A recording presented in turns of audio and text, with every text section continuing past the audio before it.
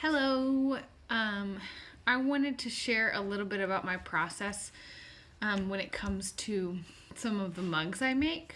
My most popular style is one that I carve out a lot of clay, and I leave this really rough texture on the bottom that I then stain so it looks brown. Brown sounds gross. It looks nice. But I wanted to show you the carving and handling part of that. I threw these yesterday and then I trimmed them this morning. They have a single kind of rectangular foot. And yeah, I'm going to show you how to do that. So first I want the handle lugs, because I pull them off the mug, to be kind of set up a little bit.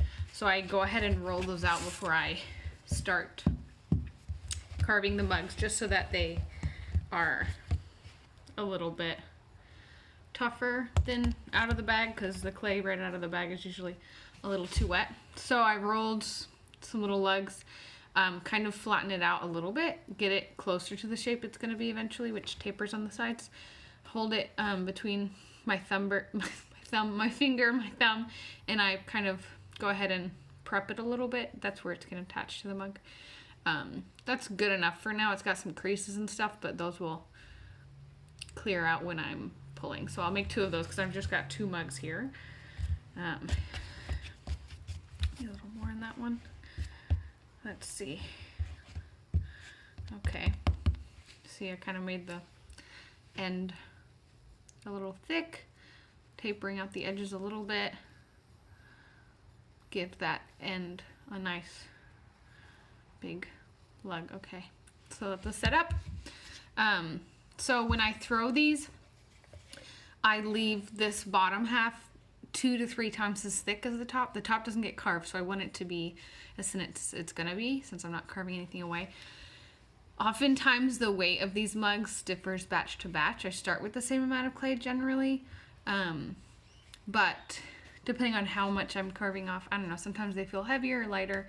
I don't think it's bad either way. I know that I can make a light pot and I can make a heavy pot, and I'm not really bothered. And sometimes they're really heavy and then I know it's bad, but generally not worried. So when I'm carving these, I always want to make sure, so that I don't carve through, that I have my fingers kind of supporting the inside and helping me feel around, to make sure I'm not going too far. And then I just kind of start chipping away. Something I get to get a tearing texture is I go in and then I pull away. I don't know if you can see that. This is like pretty leather hard, not too leather hard, but enough that it leaves texture when I'm carving. I don't know if you can see that kind of texture right here when I kind of ripped. So I'll do that all the way around, and I am creating a,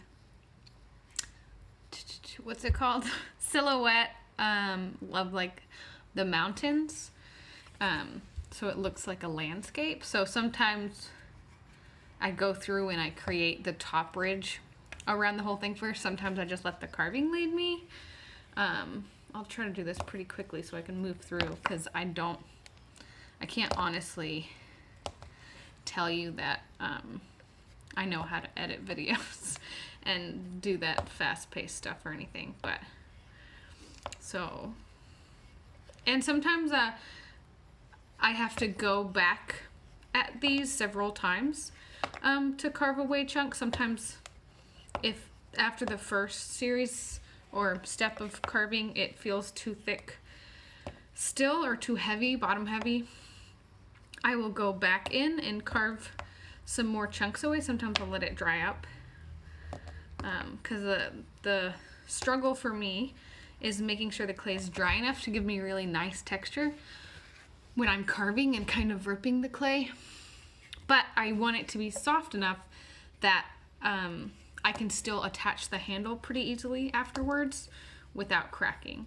Now these handles I'm making, I've been making them like this, pulled off the body of the mug, for I guess 2 years. I don't know. The last year has been weird, so I can't tell time anymore. But at the beginning I was getting a lot of cracking. And still sometimes I do. I just have to learn how to be patient and make sure it dries really slowly the first time around. Right after I attach the handle, before I let it like really finish drying. So for a day or so they have to be covered. I'm gonna go ahead and attach the lug of this one, the lug for the handle. Let's see, got some water here. I use the serrated rib, and I attach it right at the top.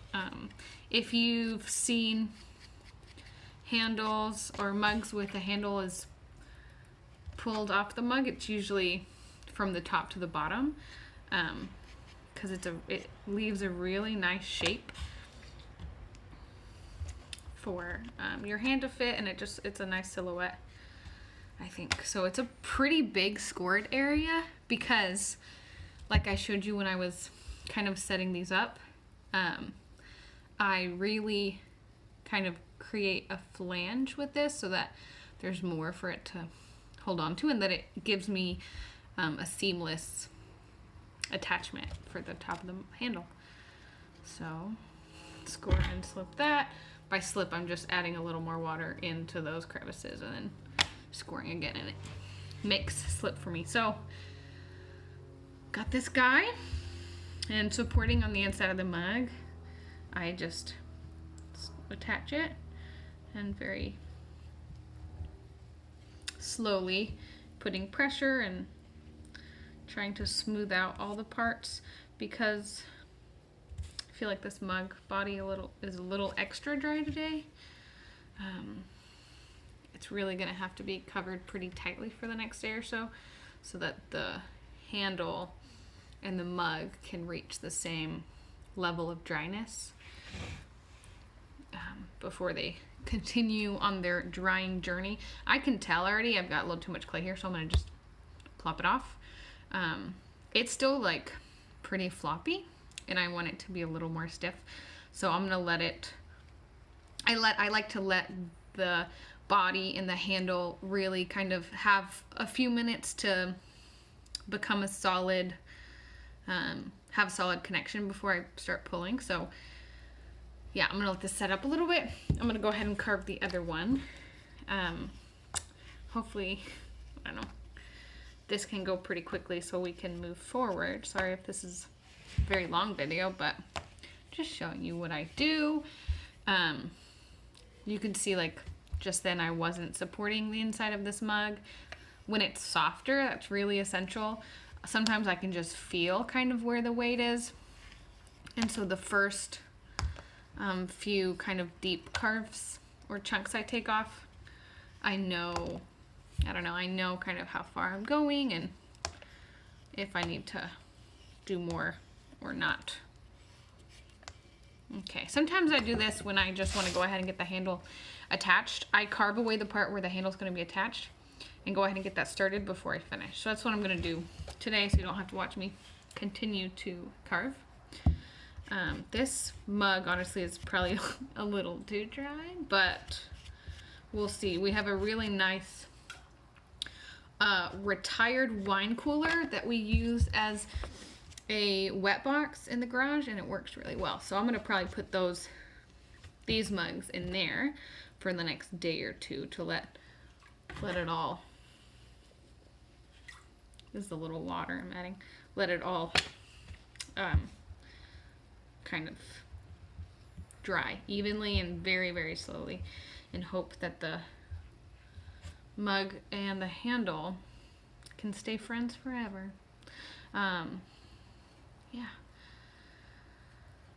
This is the only piece that I do this kind of handle on. Reason being that I think this kind of handle just suits this mug style much better. But I'm trying to incorporate this pulled handle in more of my work, in more of my mugs. Okay, let that settle up.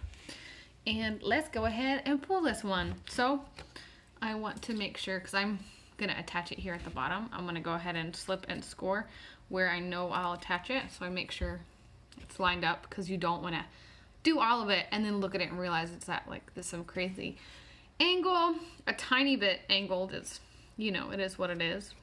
Probably only you will be able to tell, but at the end of the day, you really want to be proud of everything you do. So try to do it to the best of your ability.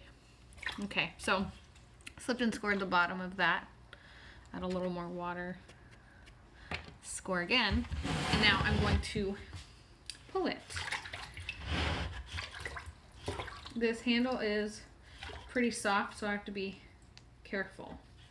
I'm firmly holding this mug, but not in a way that it could break it.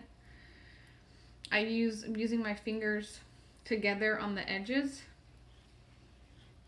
to create that nice taper on the sides like I mentioned.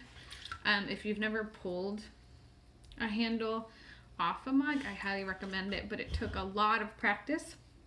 So just know that. Okay, I think that's about as thin as I want. I like the bottom to be nice and thick. Let's see. Okay, so it's pretty soft, but I can set it up. So I'm gonna go ahead and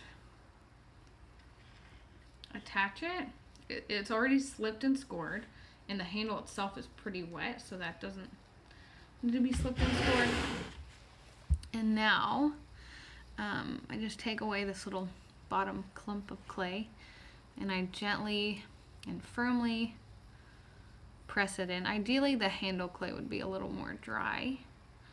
This is pretty wet, but it is what it is. And then there you go.